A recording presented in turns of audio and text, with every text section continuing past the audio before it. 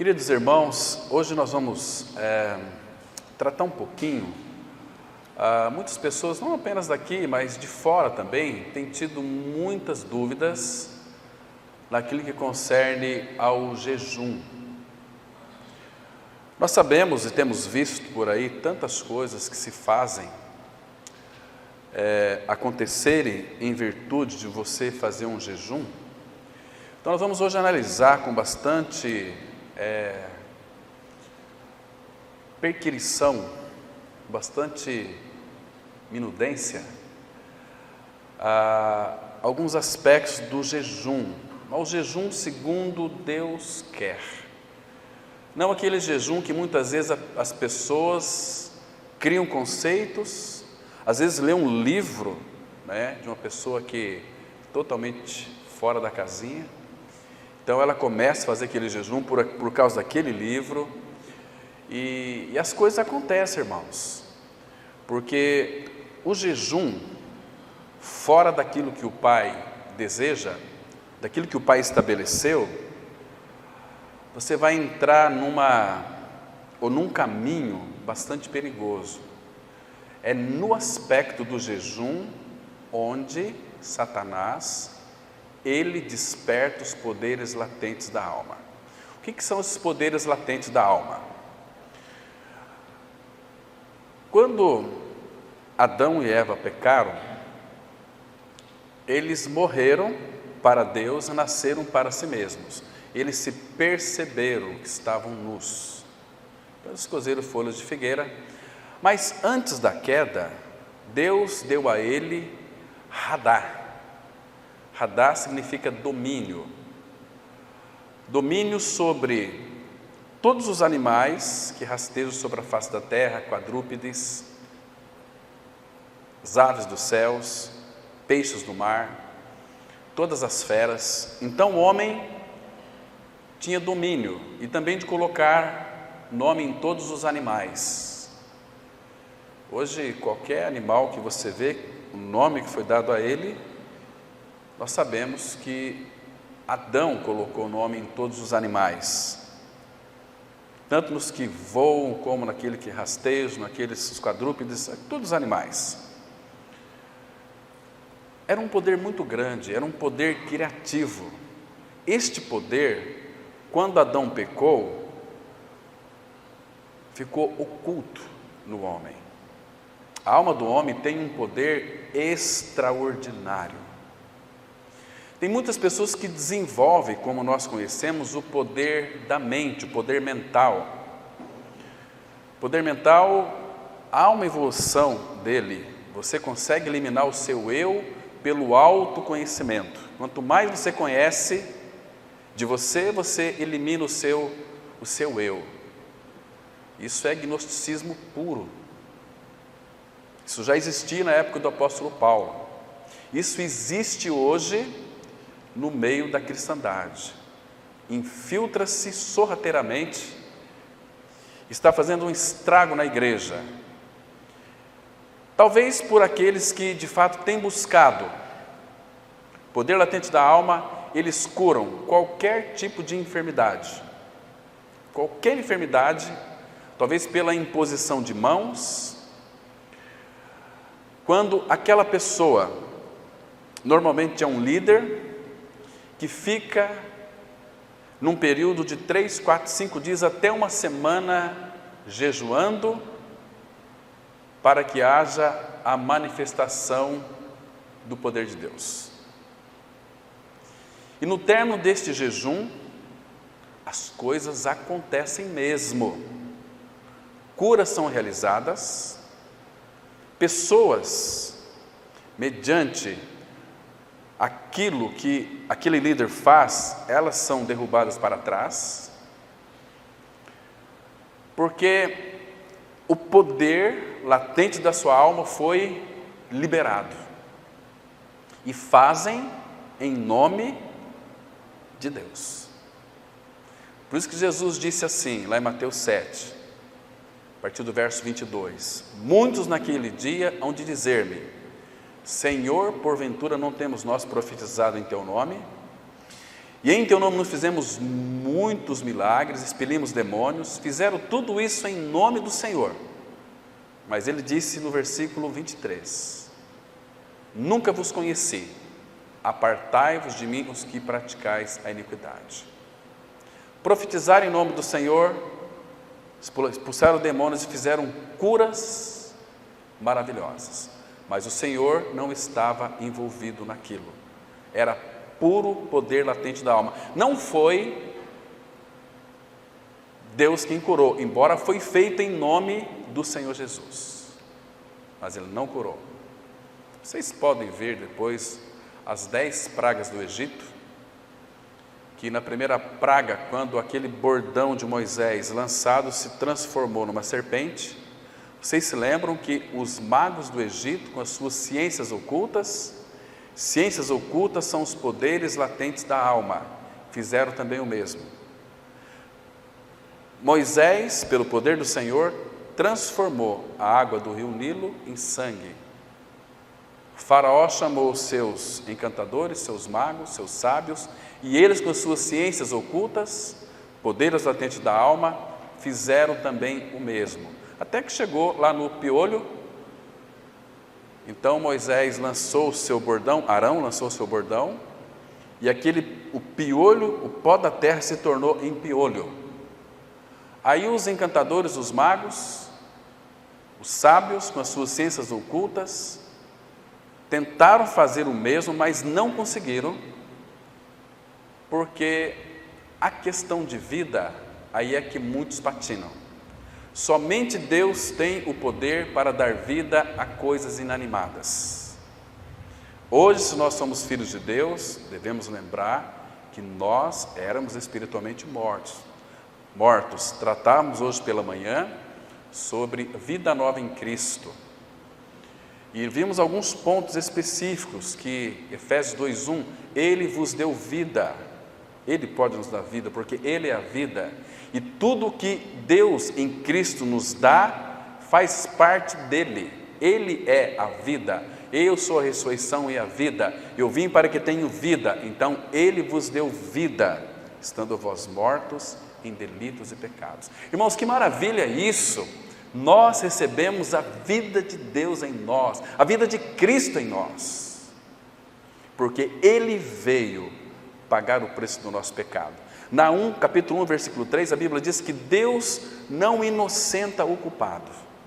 Nós nascemos já culpados, espiritualmente mortos, separados de Deus, mas Cristo veio, porque, irmãos, Deus é justo, Ele não pode nos inocentar se a justiça dele não for cumprida em nós. Vocês se lembram de Romanos 1, versículo 17? Quando Paulo fala no verso 16, que o Evangelho é o poder de Deus para a salvação de todo aquele que crê, primeiro do judeu, também do grego, e Romanos 1, 17 fala que no Evangelho se revela a justiça de Deus. De fé em fé, como está escrito, o justo viverá pela fé. Então, é no Evangelho que a justiça de Deus irá se revelar. Então, Evangelho é aquilo que Cristo é e fez.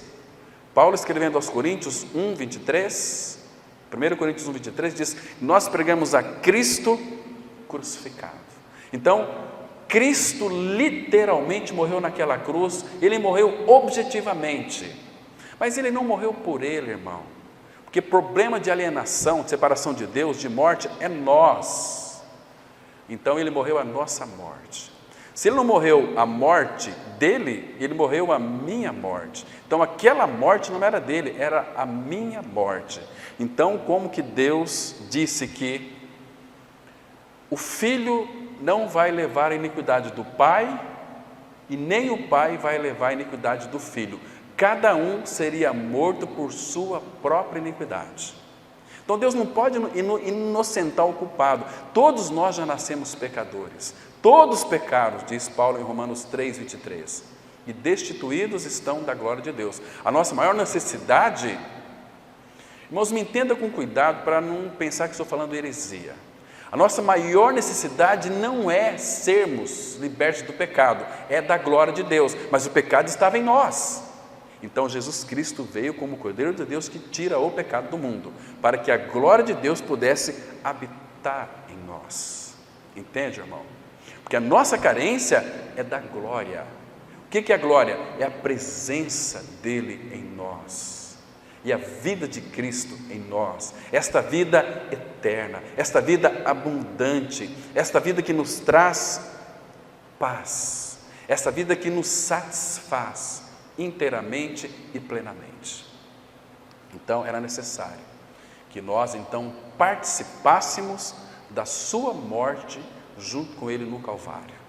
Morremos com Cristo, fomos sepultados com Cristo e ressuscitamos com Cristo para uma vida nova, para vivermos em novidade de vida. Irmãos, isso é maravilhoso, isso é grandioso. Agora vamos entrar no aspecto do jejum. Queria que os irmãos acompanhassem comigo no livro de Mateus, no capítulo 9, vamos ler apenas aqui 2 versículos, 14 e 15.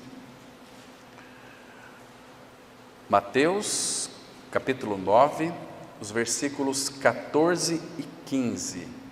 Aqui nós temos uma declaração muito preciosa que nós vamos então analisar um pouquinho e ver a questão do jejum dentro das Escrituras. Porque o que passa disso, irmãos, o que passar das Escrituras é de procedência maligna. Então nós temos que verificar o jejum como Deus estabeleceu na sua palavra, nem mais nem menos, né? Versículo 14 diz assim: vieram depois os discípulos de João e lhe perguntaram aqui para o Senhor Jesus: por que jejuamos nós e os fariseus muitas vezes, e teus discípulos não jejuam? Respondeu-lhe Jesus: podem acaso estar tristes os convidados para o casamento, enquanto o noivo está com eles? Dias virão, contudo, em que lhes será tirado o noivo, e nesses dias hão de jejuar. Muito bem.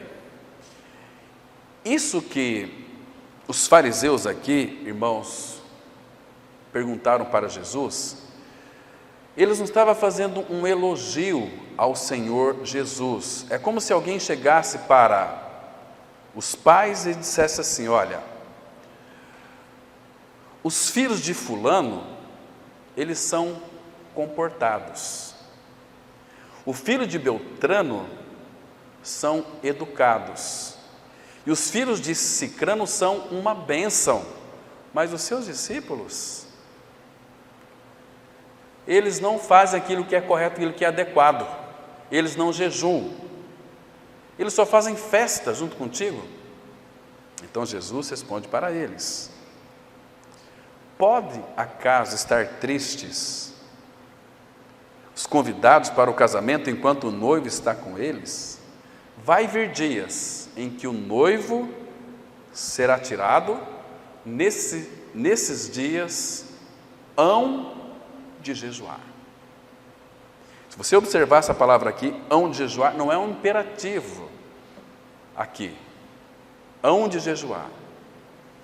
Talvez esse hão de jejuar parece que aponta para uma necessidade. Por que, irmãos, do jejum? Quais são os benefícios do jejum? Em Lucas, capítulo 18, versículo 12, não precisa abrir, lembra daquele fariseu que batia no peito e dizia o seguinte: eu jejuo 2 vezes por semana. Lucas 18, 12. Ele jejuava 2 vezes por semana, porque os registros da tradição, dizem que eles jejuavam de segunda a quinta-feira, 2 dias por semana. Isso os fariseus faziam, mas para eles era um ritual, né? Os discípulos de João Batista também tinham uma pegada forte no jejum, eles jejuavam também. E os fariseus disse para o Senhor Jesus: mas os seus discípulos só estão de festa com o Senhor, eles não jejuam. Isso gerava nos fariseus uma indignação, porque eles acreditavam que Jesus estava ensinando uma nova doutrina para os seus discípulos. A realidade de todo o nosso jejum é Cristo. Ele é a realidade. Agora, Ele não está proibindo o jejum. E a gente vai ver aqui depois que o jejum, quando ele é feito de uma maneira adequada e bíblica, e quando há um desejo no teu coração para com o Senhor, nós vamos ver depois aqui os textos da palavra que vai apontar para esses fatos. Claro que não vai dar para nós vermos os detalhes, então vamos analisar de uma forma panorâmica, porque é um assunto muito vasto, muito extenso nas Escrituras Sagradas. Tínhamos que avaliar, analisar alguns textos do Antigo Testamento e depois verificar do Novo Testamento que são as mesmas coisas. Mas, algum tempo atrás, uma pessoa falou para mim o seguinte: mas então você não crê no jejum? Eu falei, claro que eu creio, eu jejuo também. Mas por que você prega contra o jejum? Quando é que você ouviu isso? Eu pregar contra o jejum, pregar contra as Escrituras? Jamais. Mais. Então, que tipo de jejum que você faz?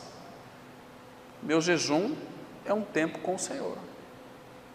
Eu escolho um dia da semana, 2 dias, 3 dias, 4 dias, e jejuo. E Deus tem atendido o teu jejum? Eu falei, espera aí. Para que você faz jejum? Não é quando tem alguma coisa amarrada, tem que ser desamarrada. Quando tem uma doença incurável, precisa de cura, então nós jejuamos e Deus cura. Isso não é um jejum bíblico. É um jejum muito perigoso. Então, queridos, nesse interim, quando Jesus diz para eles que quando ele fosse tirado deles, claro que esse noivo aqui é o próprio Senhor Jesus. Quando ele fosse tirado, iria para a cruz, iria morrer, ser sepultado e ressuscitado e ascendido aos céus. Nesses dias vocês hão de jejuar. Então aqui, irmãos, o Senhor Jesus, ele aproveita e usa uma alegoria cultural para tratar ali com os fariseus. Então ele faz uma ilustração que eles vão entender, mas também ela tem uma conotação profética, aquilo que Jesus respondeu para eles. Aí no versículo 15 ele diz assim, deixa eu reler para vocês aqui: podem acaso estar tristes os convidados para o casamento, enquanto o noivo está com eles? Dias virão, contudo, em que lhes será tirado o noivo, e nesses dias hão de jejuar. Queridos, os convidados não vão jejuar enquanto o noivo está, pois é hora de alegria, é hora de festa, não é hora de você fazer jejum. Mas Jesus disse, dias virão em que o noivo será tirado, então vocês jejuarão. A gente vai entrar aqui já nesses detalhes específicos da palavra sobre a questão do jejum. Quem é o noivo? O Senhor Jesus. Agora, Jesus, quando ele foi tirado de nós, quando ele foi para a cruz, quando ele foi levantado da terra na cruz, a palavra fala em João 12:32, ele disse muito claro, e eu, quando for levantado da terra, atrairei todos a mim mesmo. Isto ele dizia, significando de que morte havia de morrer. Morte de que havia de morrer, fala do que, irmão? Fala da partida dele. Lembra no Monte da Transfiguração, em Mateus capítulo 17, quando estava ali Moisés e Elias, quando Jesus foi transfigurado diante de Pedro, Tiago e João, depois chegou no monte ali para contemplar a glória do Cordeiro, Moisés e Elias, qual era a conversa que eles estavam falando ali naquele momento? Eu queria que vocês abrissem juntamente comigo, abram as Escrituras no Evangelho de Lucas, no capítulo 9, a partir do versículo 28, ali está falando da sua partida. Este era o assunto. Então, nos versículos 28 e 29, fala da sua transfiguração. É como que se ele abrisse a carne dele e eles então contemplassem a sua glória. No versículo 30 diz assim: eis que 2 varões falavam com ele, Moisés e Elias, os quais apareceram em glória e falavam da sua partida, que ele estava para cumprir em Jerusalém, da partida dele. Então você percebe, irmãos, que tanto Elias, representado aqui pelos profetas, e Moisés, representado pela lei, não falavam de outra coisa, mas falavam da sua partida. Irmãos, todo o Antigo Testamento se resume na morte e na ressurreição de Cristo. Não tem outro assunto nas Escrituras. Se você olhar a partir do prisma de Cristo, você vai perceber exatamente isso. Lembra quando o Senhor Jesus Cristo, aqui em Lucas mesmo, dá um pulo aí junto comigo, para Lucas capítulo 24. Quando Jesus começa aqui a explicar para os seus discípulos, a partir do versículo 26, aqui no 25, Jesus chama a eles a atenção, que eles eram incrédulos para crer tudo que os profetas disseram. Aí no 26 ele diz assim, Lucas 24, 26, porventura não convinha que o Cristo padecesse e entrasse na sua glória? Agora presta atenção. E começando por Moisés, discorrendo por todos os profetas, expunha-lhes o que a seu respeito constava em todas as Escrituras. Então, irmãos, quando nós hoje lemos o Antigo Testamento, se nós não enxergarmos Cristo, nós não enxergamos nada, somente história e conhecimento. Agora, veja aqui, irmãos, um pouquinho mais para frente. Versículo 44. A seguir, nós vamos ver o que Elias e Moisés falavam, e o salmista também, a respeito dele. Era de um único fato. Era da sua partida, era da sua morte e da sua ressurreição. Versículo 44. A seguir, Jesus lhes disse: são estas as palavras que eu vos falei, estando ainda convosco, importava se cumprisse tudo o que de mim está escrito na lei de Moisés, nos profetas e nos salmos. Aqui, lei de Moisés, profetas e salmos, resume todo o Antigo Testamento. E qual era o assunto da lei? Qual era o assunto essencial dos profetas e dos salmistas? Jesus então abriu o entendimento deles, porque se Jesus não abriu o entendimento para eles compreenderem as Escrituras, eles ficariam cegos. Assim também é conosco. Se o Espírito Santo de Deus não abrir o nosso entendimento para que compreendamos as Escrituras por revelação, como Paulo disse, aprove a Deus revelar o seu Filho em mim, para que eu pregasse entre os gentios, é por revelação, não é pela nossa intelectualidade, pelo academicismo, é por revelação do Espírito em nosso entendimento. Agora, veja aqui todo o resumo. Depois que no 45 ele abriu o entendimento dos seus discípulos, ele disse no versículo 46, ele lhes disse: assim está escrito. Escrito aonde? Na lei de Moisés, nos profetas e nos salmos. Assim está escrito que o Cristo havia de padecer. Aqui no original é morrer, que ele havia de morrer, ele veio para morrer e ressuscitar dentre os mortos no terceiro dia. Irmãos, aqui está o resumo absoluto, total do Antigo Testamento, que Cristo iria padecer, morrer e ressuscitar o terceiro dia. Percebe como é interessante quando nós temos esse entendimento, irmãos? Aí nós vamos compreender algo tão maravilhoso, porque quando nós ganhamos uma experiência da nossa crucificação juntamente com Cristo no seu corpo na cruz, se nós morremos com Ele, teremos também uma ressurreição igual a dele. Irmãos, existem tantos atalhos que as pessoas estão pegando para chegar ao Pai, mas nunca chegarão se não for por Cristo, porque Ele é o caminho, a verdade e a vida. E ninguém, irmão, ninguém vem ao Pai senão por mim, disse o nosso Senhor. Ele é o caminho que nos leva ao Pai. Estão me entendendo aqui? Quando nós ganhamos essa experiência, ele diz aqui no versículo 48, vós sois testemunhas destas coisas.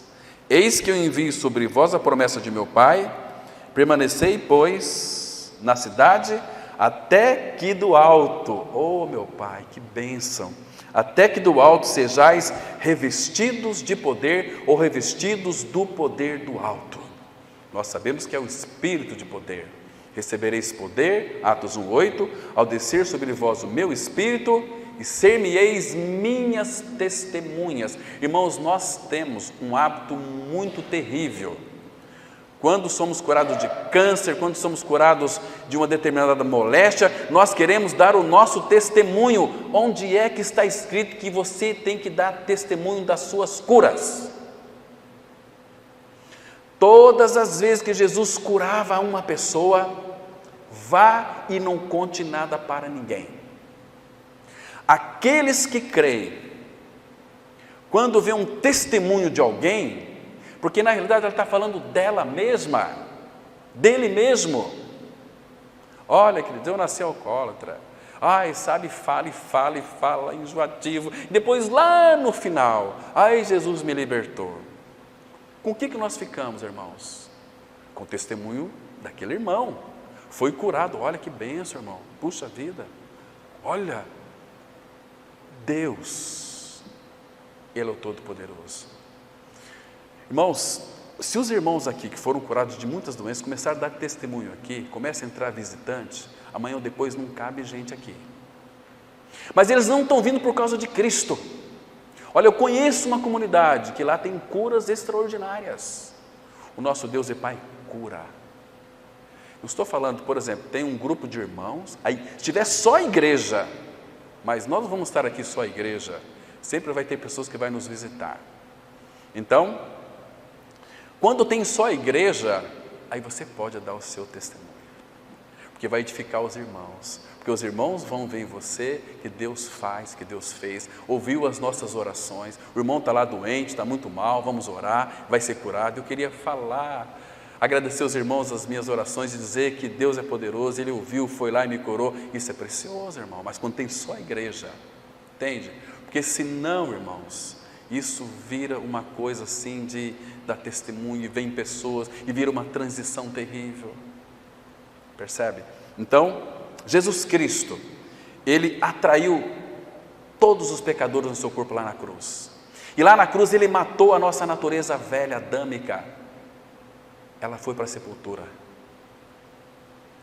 e o Pai, a palavra fala que Deus, quando criou todo este universo, Ele não usou todo o seu poder, mas para trazer Jesus Cristo dentre os mortos, a palavra fala, acompanhe comigo, irmãos, já a gente vai voltar aqui, fazendo uma breve digressão, em Efésios capítulo 1, olha que interessante aqui, Deus o Pai, Ele usou todo o seu sobreexcelente poder.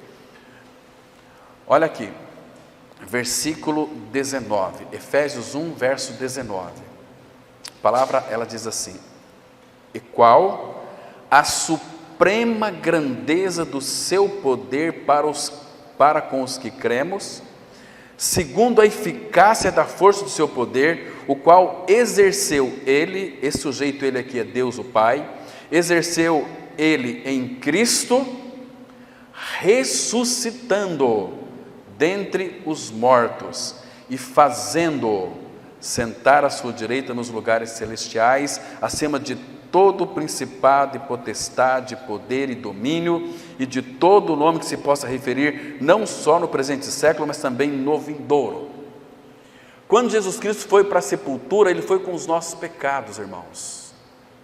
Os pecados dos irmãos do Antigo Testamento, Hebreus 9,15, os pecados da nova era cristã, dos irmãos que estão falecendo hoje, daqueles que irão falecer amanhã, ele foi para a sepultura. Então Deus trouxe Jesus dentre os mortos. Sim. Com nós totalmente libertos do pecado. E nos fez assentar junto com Ele nos lugares celestiais em Cristo. Agora, o versículo 22 aqui, irmãos, é uma coisa extraordinária, que isso aqui deve alegrar o nosso coração, e que o Espírito Santo revele isso ao seu coração. Olha que coisa mais linda, não existe, irmão, versículo mais lindo nas Escrituras do que esse. Ainda bem que está escrito: e pôs, aqui o Pai pôs todas as coisas debaixo dos pés de quem? Do nosso Senhor.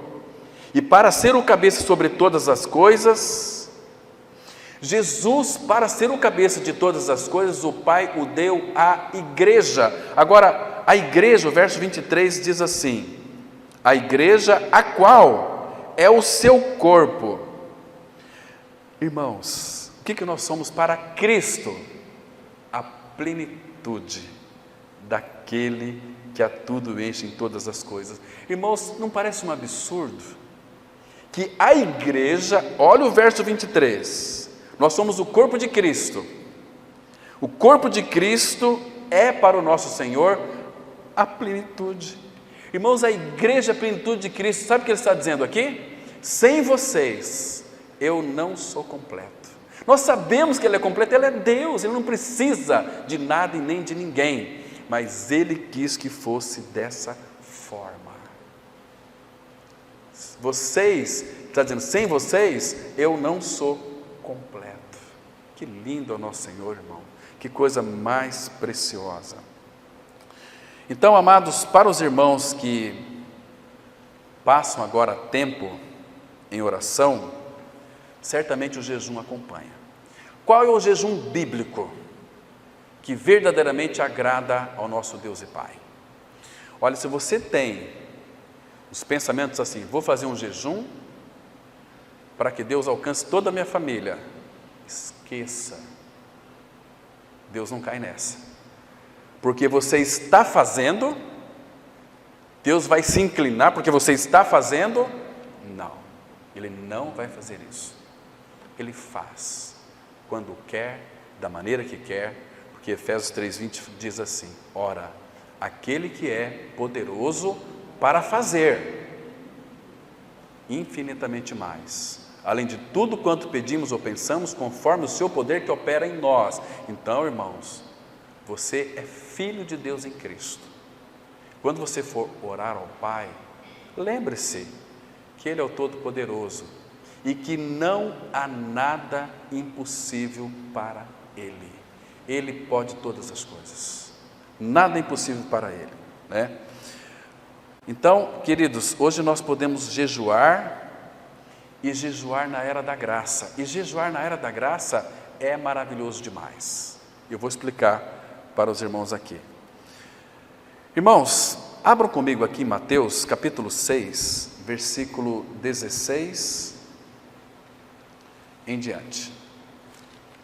Mateus capítulo 6, a partir do versículo 16. A palavra, ela diz assim, olha o que Jesus está dizendo: quando jejuardes,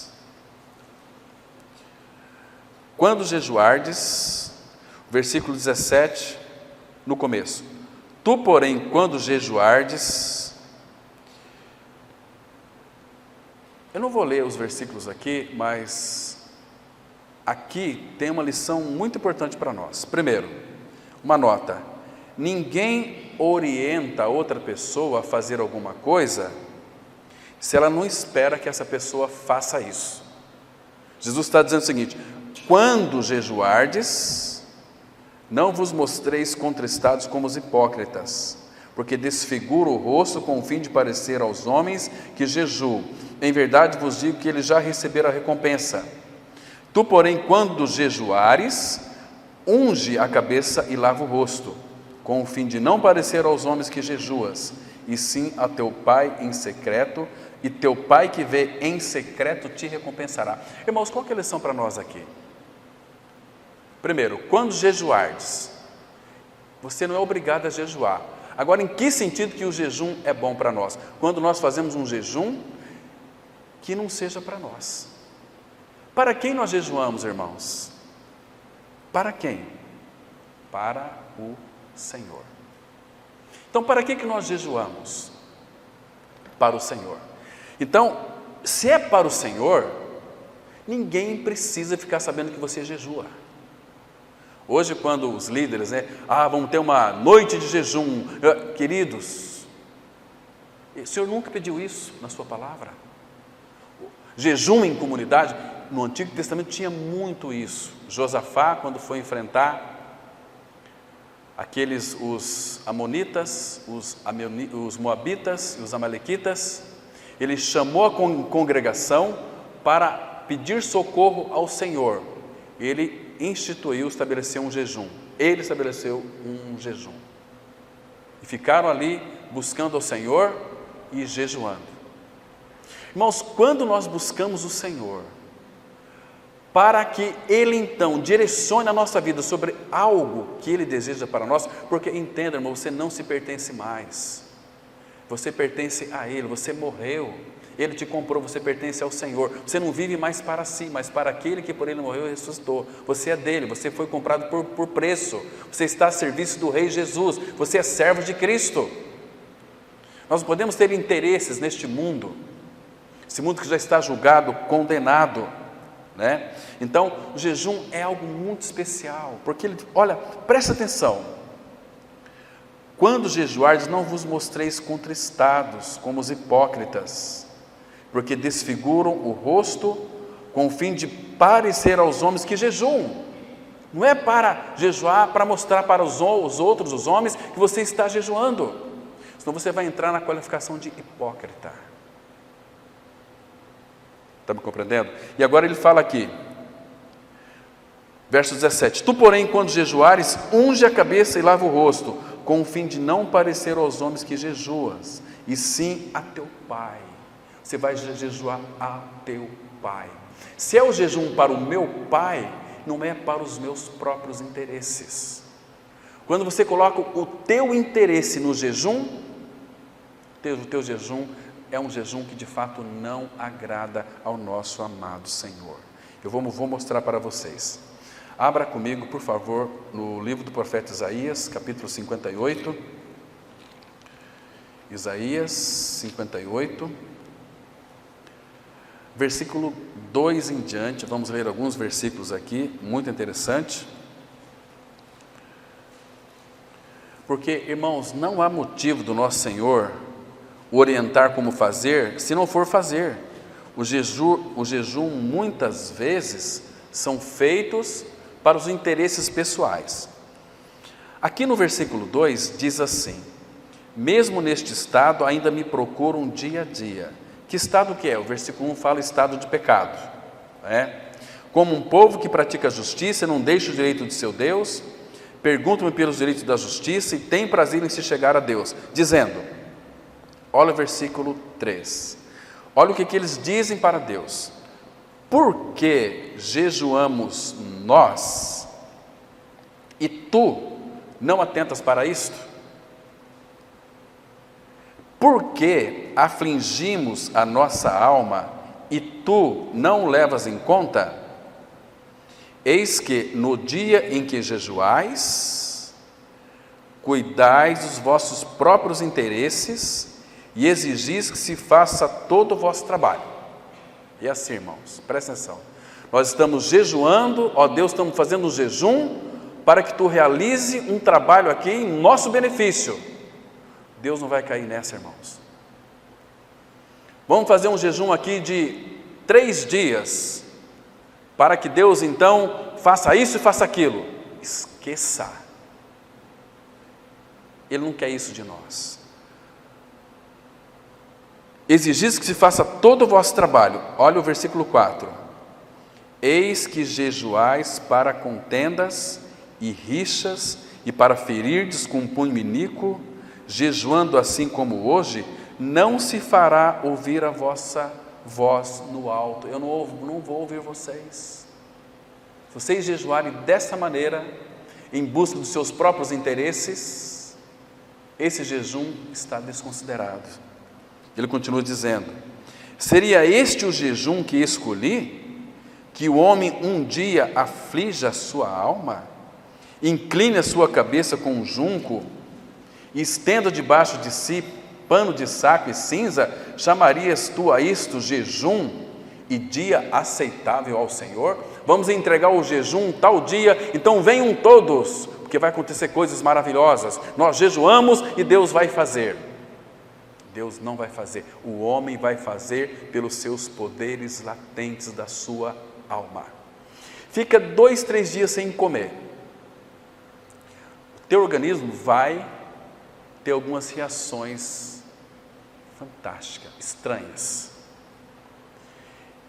E se você buscar um autoconhecimento de você mesmo, você vai fazer curas tremendas. Você pode usar o nome de Cristo, para não parecer, porque se não for em nome de Deus, hoje é muito comum, né? Não, se for em nome de Deus eu aceito. Então jejuou em nome de Deus, então nós vamos lá, então em nome de Deus. Mas não é Deus quem faz esse tipo de milagres e curas, é o próprio homem. O homem tem poder e capacidade para isso. Faça o teste, fica 2, 3 dias sem se alimentar, só na água.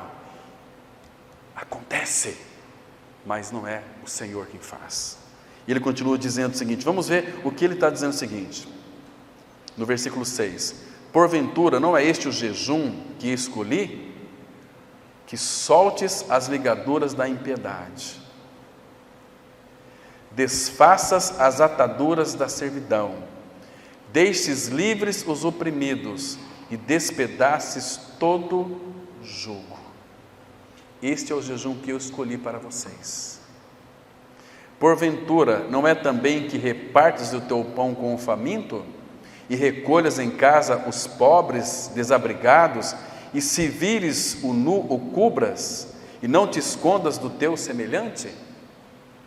Você vai comer hoje um prato cheio, divide com aquele que não tem. Quer fazer um jejum bíblico? É isso que o Pai pede. Não que venhamos afligir a nossa alma, porque fazendo assim Ele vai ouvir a nossa voz no alto. Ele não vai ouvir, nós já lemos aqui o versículo. Quando de fato nós agimos dessa maneira, irmãos, recolher os pobres em casa, o nu, cobrir e não esconder do teu semelhante, o que vai acontecer? Qual será o resultado? Olha o versículo 8. Então romperá a tua luz como a alva, a tua cura brotará sem detença, a tua justiça irá diante de ti, e a glória do Senhor será a tua retaguarda.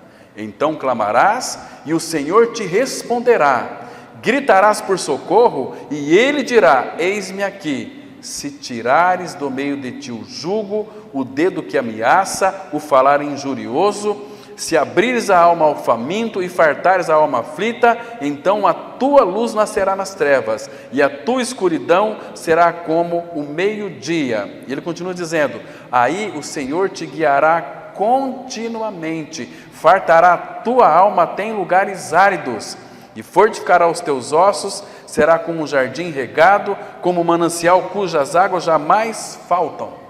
Esse é o jejum. Então aqui, irmãos, segundo os textos que nós já lemos aqui, qual o jejum adequado fazer ao Pai? Tira um tempo. Se você deseja passar tempo com o Senhor, hoje eu vou passar um tempo com o Senhor. Mas é com o Senhor, lendo a sua palavra, buscando a intimidade com Ele, você vai ver só que delícia que é isso, irmão. As tuas orações terão mais significados. Não vai buscar coisas do Senhor, vai buscar o Senhor. Senhor, eu quero mais proximidade, eu quero mais intimidade, quero uma vida relacional contigo. Senhor, fala comigo, me toca. Senhor, eu preciso de Ti. Senhor, se manifesta a mim, se revela a mim. Eu quero mais de Ti, Senhor.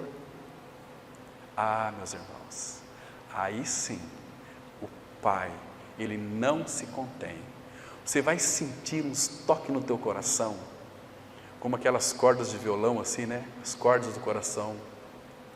Ele toca, é um toque tão gostoso, é um toque tão maravilhoso, você quer que aquilo não acaba nunca. você é envolvido pela presença do Pai, ela se torna tão perceptível. Quando você ler as Escrituras depois, você vai ler as Escrituras e as Escrituras farão um grande significado para a tua vida. A sabedoria que habita em você, que é Cristo, ela se manifestará, porque você não quer coisa, você quer Ele, e Ele vai se revelar a ti de uma forma tão profunda, tão maravilhosa, que você vai ter ali uma alegria que Pedro fala, uma alegria indizível, que não dá para expressar em palavras. A presença dEle sendo manifesta ali, porque você fez um jejum para o Senhor, para Ele, tão somente para Ele. Claro que existe alguns jejuns que eles são forçados para a pessoa cair em si. Você se lembra do filho pródigo? Quando ele saiu de casa, com muito dinheiro, dinheiro da herança do pai, mas ele gastou todo o seu dinheiro, e o dinheiro dele acabou. A palavra fala que ele começou a padecer o quê? Necessidade. E o que foi que aconteceu? Ele caiu em si. Ele tinha tanta necessidade ali, era fome, ele era um jejum forçado, né? Ele não queria fazer jejum, ele queria comer, mas não tinha dinheiro. E ele foi ali e arrumou um trabalho para alimentar porcos. Ele tratando daqueles porcos, e ele desejava comer aquelas alfarrobas que era dado para os porcos. Aí a palavra fala que ele caiu em si, e ele começou a pensar, meditar: quantos trabalhadores de meu pai têm pão com fartura, e eu aqui padeço necessidade? Mas irei ter com meu pai, e lhe direi: Pai, pequei contra o céu diante de ti, já não sou digno de ser chamado teu filho, trata-me como um dos teus trabalhadores. Depois ele foi para casa, em conta do pai. Quando ele saiu de casa, o pai mandou o seu funcionário cevar um bezerro. Quando voltou, imagina a alegria daquele pai, quando o filho estava vindo lá longe, e o pai saiu correndo atrás, abraçou aquele filho com cheiro de porco, deu um beijo nele e mandou trazer vestimentas para ele, anel. Você perdeu tudo, mas você é meu herdeiro ainda, você é meu filho, tudo que é meu é teu, filho. E sandália nos pés. Percebe, irmão? Tem um texto aqui que nos chama muita atenção, eu queria que vocês abrissem comigo. São 3 textos bem parecidos. Mateus capítulo 17, de 14 a 21. Aqui, queridos, o Senhor Jesus, Ele nos chama a nossa atenção para um fato maravilhoso. É a cura de um jovem possesso. Vocês conhecem essa história, que o pai desse jovem possesso levou esse jovem possesso aos discípulos do Senhor Jesus. Então, eles não puderam curá-lo ou expulsar esse espírito maligno. Aí ele disse assim no verso 16, o pai do menino, Mateus 17, verso 16: apresentei-o a teus discípulos, mas eles não puderam curá-lo. Jesus exclamou: ó geração incrédula e perversa. Guarde bem essa palavra, irmãos. Ó geração incrédula, até quando estarei convosco? Até quando vos sofrerei? Trazei-me aqui o menino. E Jesus repreendeu o demônio, e este saiu do menino, e desde aquela hora ficou o menino curado. Então, veja a pergunta que os discípulos fizeram para o Senhor. Verso 19. Então os discípulos, aproximando-se de Jesus, perguntaram em particular: por que motivo não podemos nós expulsá-lo? Jesus, ele responde para eles: qual que era a causa? Por causa da pequenez da vossa fé. Ou seja, vocês são incrédulos, ó geração incrédula e perversa. Qual que era a causa aqui? Não era para fazer jejum. E aqui no versículo 20, ele continua dizendo o seguinte: pois em verdade vos digo que se tiverdes fé como um grão de mostarda, direis a este monte: passa daqui para acolá, e ele passará. Nada vos será impossível. Agora o versículo 21 está escrito assim: mas esta casta não se expele senão por meio de oração e jejum. Irmãos, eu não quero desagradar vocês não, mas o versículo 21 não consta no original. Está aí, algumas Bíblias está aí entre parênteses. Isso aqui foi acrescentado, não consta no original. Vamos lá para outro texto semelhante a esse, Marcos capítulo 9. Irmãos, não se esqueça disso. Irmãos, e se surgir dúvida na mente dos irmãos, ore ao Senhor, que Ele vai lhe revelar.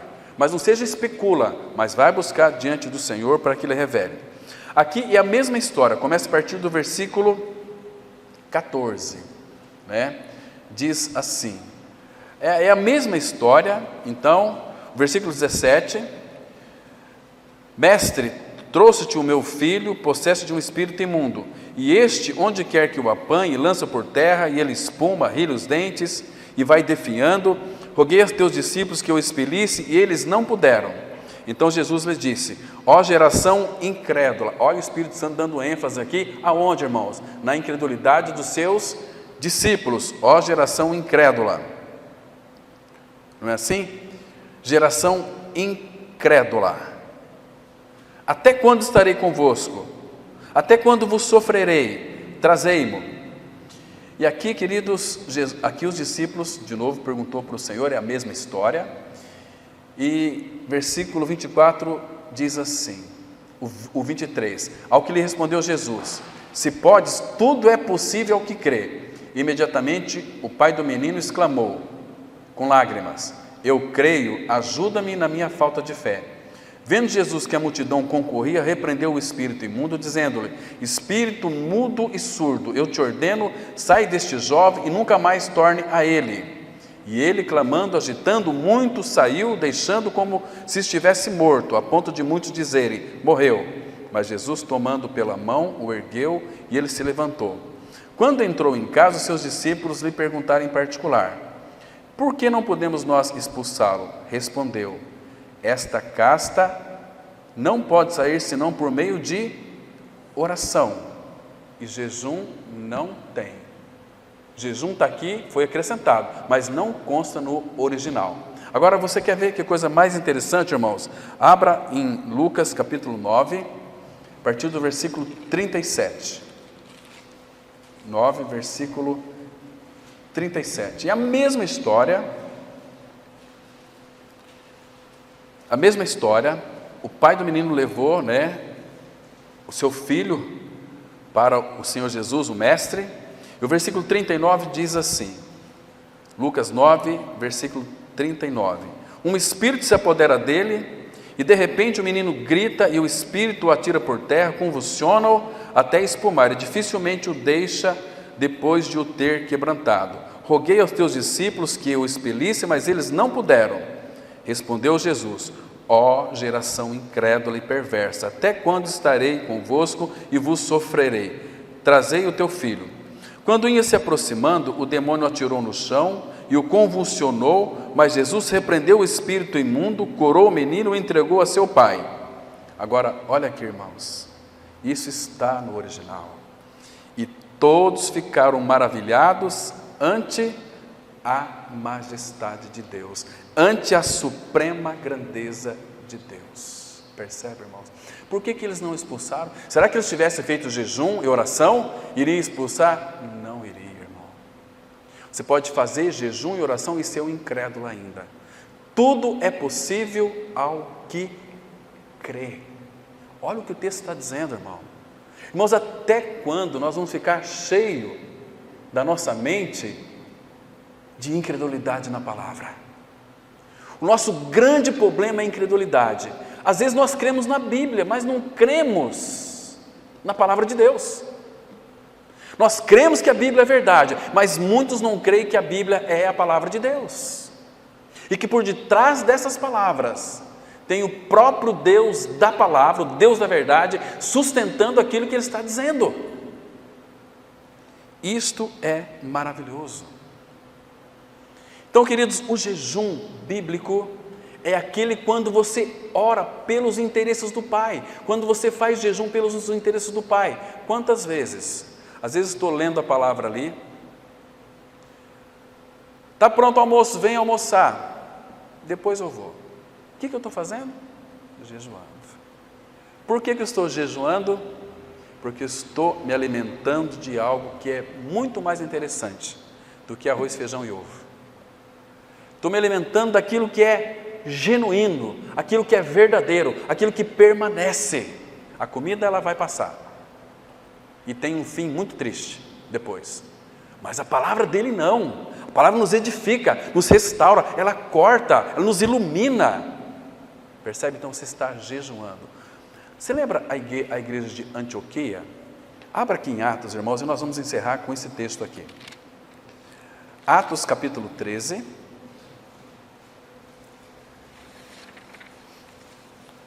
Quero que os irmãos observem com bastante carinho.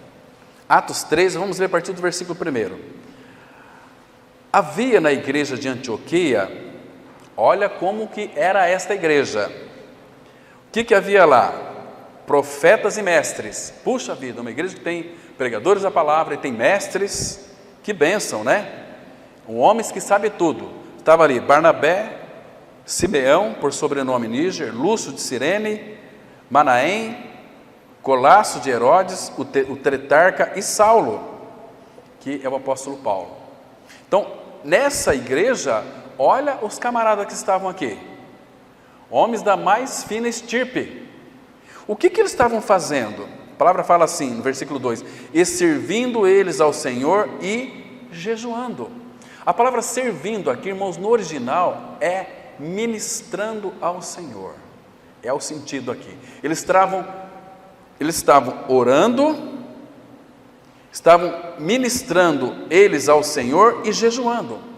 Será que eles estabeleceram um jejum aqui? Não, porque eles estavam buscando a direção do Senhor para quem eles iriam enviar para a primeira viagem missionária. Mas nessa igreja tinha profetas, tinha mestres. Eles eram capazes de identificar as pessoas com talentos e enviar, mas eles não confiavam na sua própria sabedoria humana. Eles dependiam do Senhor. Eles estavam servindo eles ao Senhor e jejuando. Então, quando nós ministramos ao Senhor, passamos tempo com Ele para buscar a direção dEle, qual é a voz que aparece aqui, irmãos? Servindo eles ao Senhor e jejuando, disse o Espírito Santo. Porque eles não estavam jejuando e orando pelos seus próprios interesses, mas buscando a direção do Senhor a quem enviar. Se alguém chegar para mim e falar assim, Cláudio, nós temos que enviar pelo menos 2 pessoas para pregar lá em Londrina. Bom, eu vou chamar aqui o irmão Dudu, o irmão Valdir, o irmão Serginho. Vamos jogar aqui um urim, um tumim para ver, precisa só 2, nós temos 3, né? Então vamos lançar a sorte aqui. Caiu aqui para o Valdir e para o Serginho. São meninos capazes, mas será que é da vontade do Senhor? Eles poderiam, porque tinha mestres, tinha profetas dentro dessa igreja, mas eles estavam ministrando ao Senhor. Senhor, queremos a Tua direção para saber quem que nós vamos enviar. Então, ministrando ao Senhor, servindo ao Senhor, isso é tão profundo, irmãos. Eles estavam buscando a direção do Senhor e jejuando. Então nós temos a voz do Espírito. Disse o Espírito, separai-me agora Barnabé e Saulo. Irmãos, era essa vontade do Senhor que fosse Barnabé e Saulo. Mas como que eles poderiam identificar qual era a vontade do Senhor? Orando e jejuando. Não para eles, Senhor, para o Teu próprio interesse, não para o nosso. Estão entendendo, irmãos? Hoje, aquele talhada, vamos fazer o jejum para que... Misericórdia! Veja aqui. Para a obra a que os tenho chamado. Então, jejuando e orando, impondo sobre eles as mãos, os despediram. Irmãos, a igreja não envia missionários para lugar nenhum. A igreja só ora e impõe as mãos. Porque olha o versículo 4. Enviados, pois, pela igreja, pelo Espírito Santo, desceram a Seleucia e dali navegaram para Chipre. Que coisa impressionante, irmãos. Está vendo aqui? Irmãos, lembra aquele espírito de habitação? Quando Jesus saiu ali do Jordão, que ele foi habitado pelo Espírito, começou o seu ministério, ele foi para o Espírito ao deserto. Ficou lá 40 dias e 40 noites. Pelo Espírito voltou do deserto. Pelo Espírito ele foi à cruz. O Espírito habilitou para ir à cruz, para fazer uma obra tremenda. Tudo está envolto à Trindade. Irmão, se você não for liderado pelo Espírito, buscar a direção do Espírito, a liderança do Espírito, você não vai a lugar nenhum, irmão. Vai ser sempre um crente mequetrefe. Você não quer crescer no Senhor, ter uma maturidade. Então, o teu jejum tem que ser pelos interesses do Senhor. Senhor, o que tu tens para a minha vida no corpo de Cristo? Nessa cidade. O apóstolo Paulo, abra ali em Atos capítulo 16, versículo 6. O apóstolo Paulo, então, nessa viagem, aqui já era a segunda viagem missionária de Paulo. Aqui no versículo 6 diz assim: percorrendo a região frígio-gálata, tendo sido impedidos pelo Espírito Santo de pregar a palavra na Ásia. Queridos, mas Paulo, ele ia pregar na Ásia, o povo lá precisava, mas ele foi impedido pelo Espírito de pregar a palavra na Ásia. Então, defrontaram Mísia, tentavam ir para Bitínia, mas o Espírito de Jesus não o permitiu. Então, eles eram homens liderados pelo Espírito do Senhor. Como não vamos saber a vontade do Senhor, irmãos? Orando e jejuando. Ou então, você precisa de ler mais as Escrituras. Se você ler mais a palavra do Senhor, você vai relacionar mais com Ele, e os teus jejuns, você vai fazer jejum sem saber que é jejum. Vai passar tempo se alimentando dEle, sendo fortalecido por Ele, e jejuar. Você nem vai sentir fome. Estão me compreendendo? Então o jejum é bíblico, e eu aconselho os irmãos a fazerem jejum, mas faz para o Senhor. Senhor, hoje eu quero jejuar. Hoje eu vou separar um dia para o Senhor, mas é para Ele.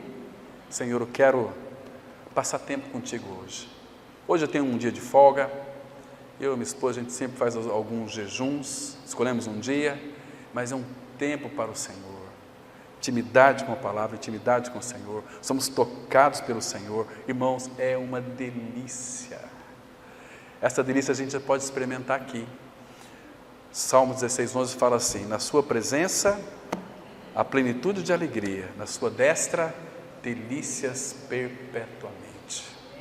Então jejue, mas jejue para o Senhor. Os seus interesses, quando você cuida dos interesses do Senhor, o Senhor vai cuidar dos seus interesses. Aí você vai ver prosperidade na sua vida. Aí você vai ter sabedoria para lidar com tudo que Ele coloca nas tuas mãos, para ser um mordomo, um bom administrador. E que o Senhor então continue falando aos nossos corações, irmãos. Vamos orar. Pai, obrigado pelo primeiro dia da semana que o Senhor nos concedeu, de estarmos aqui como casa de Deus, diante de Ti, diante da Tua palavra, sendo ministrados pelo Teu Espírito Santo na palavra. Pai, não deixa parar dúvidas sobre as nossas mentes. Teu Espírito não mede confusão. Mas, Pai, traga sabedoria e entendimento espiritual aos nossos corações. Abra os nossos olhos para que possamos enxergar claramente toda a realidade espiritual que há na pessoa do Filho. Pai, abra os nossos ouvidos para que ouçamos a Tua voz sussurrante em nossos ouvidos, ó Pai. Obrigado por essa semana que se inicia.